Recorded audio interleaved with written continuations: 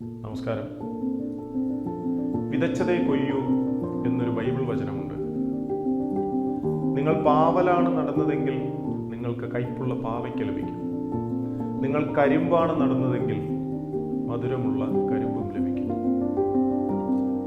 എഴുത്തച്ഛൻ ഇങ്ങനെ എഴുതി വച്ചിട്ടുണ്ട്: താൻ നിരന്തരം ചെയ്യുന്ന കർമ്മങ്ങൾ താൻ അനുഭവിച്ചിടുകന്നേ വരും. മഹാഭാരത യുദ്ധം നടക്കുമ്പോൾ യുദ്ധത്തിന്റെ വിജയത്തിനായി പാണ്ഡവർ ഒരു യാഗം നടത്താൻ തീരുമാനിക്കുന്നു. യാഗവസ്തുവായി ബലി കൊടുക്കേണ്ടത് രക്തബന്ധത്തിൽ പിറന്ന ഒരുവനെ ആയിരിക്കണം. പാണ്ഡവർക്കിടയിൽ ചർച്ച നടന്നു, ആരെ ബലിവസ്തുവായി നിശ്ചയിക്കണം. ഒടുവിൽ അർജുനൻ ഒരു തീരുമാനത്തിലെത്തുന്നു. തനിക്ക് വിലൂപിയിലുണ്ടായ ഇരാവൻ എന്ന മകനെ ബലി കൊടുക്കാം.